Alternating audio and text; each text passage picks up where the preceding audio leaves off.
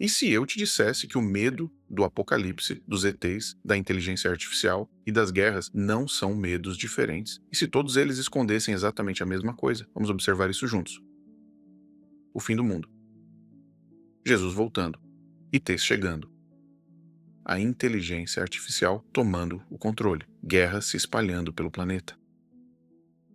Narrativas diferentes, imagens diferentes, profecias diferentes, mas por baixo de tudo, o mesmo medo. Os cristãos falam do Apocalipse, um fim necessário antes de uma nova era. A volta de Cristo não como derrota, mas como transformação. O medo aqui muitas vezes vem da sensação de não estar pronto. Outros falam da mudança de uma era, do encerramento de um ciclo e do nascimento de outro. Há tradições antigas que falam disso há séculos. Outros acreditam que existem inteligências além da nossa compreensão, forças que podem surgir e mudar tudo o que conhecemos. É o medo do desconhecido em sua forma mais pura.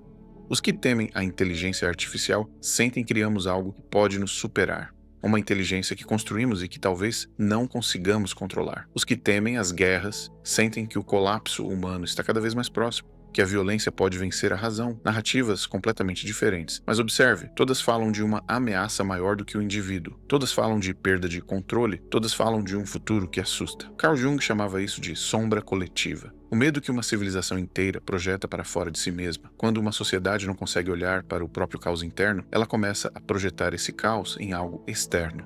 Um inimigo, um evento, um fim. E talvez a frase mais desconfortável seja esta: o medo do fim do mundo muitas vezes não é sobre o mundo, é sobre nós. É o medo do fim de uma identidade, de uma versão de nós mesmos, de uma história que construímos sobre quem acreditamos ser. Talvez o maior fim do mundo não seja o que está acontecendo lá fora. Talvez seja o fim da identidade que você passou a vida inteira acreditando ser você. A mente não consegue distinguir perfeitamente uma ameaça imaginada de uma ameaça real.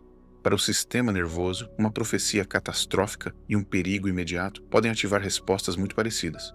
E quando você vive nesse estado, você para de observar. Você começa a reagir, você para de pensar e começa apenas a sobreviver. Gurdjieff ensinava que o ser humano comum vive num estado de sono e o medo coletivo é um dos instrumentos mais poderosos desse sono, que ele nos mantém reativos, previsíveis, fáceis de conduzir. Krishnamurti foi ainda mais direto. O medo existe porque queremos que o amanhã seja seguro, mas o amanhã, por definição, nunca é garantido. Os estoicos ensinavam uma única distinção: separe aquilo que está sob seu controle daquilo que não está.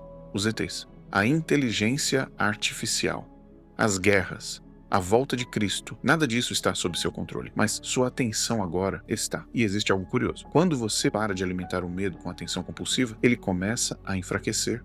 Não porque o mundo mudou, mas porque você mudou de posição dentro de si mesmo. Talvez o mundo esteja realmente mudando.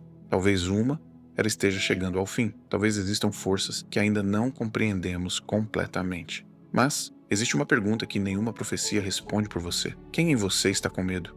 Existe uma parte em você que observa o medo sem ser o medo, que observa o caos sem ser engolida por ele, que escuta todas as profecias e permanece em silêncio. Essa parte não tem medo do fim do mundo, porque ela sabe que não começou com este mundo. A questão não é se o fim vai chegar. A questão é: quem estará presente quando ele chegar? O observador ou o medo? Se esse vídeo falou com você, escreva nos comentários. Eu observei. E me responda: o que mais te assusta hoje? No próximo vídeo, vamos explorar uma pergunta ainda mais desconfortável. Por que fugimos tanto do silêncio? Não o silêncio da ausência de sons, mas aquele silêncio que aparece quando você desliga as distrações e fica sozinho consigo mesmo. Por que tantas pessoas têm dificuldade de permanecer nele? E o que ele está tentando mostrar? Até lá, continue observando.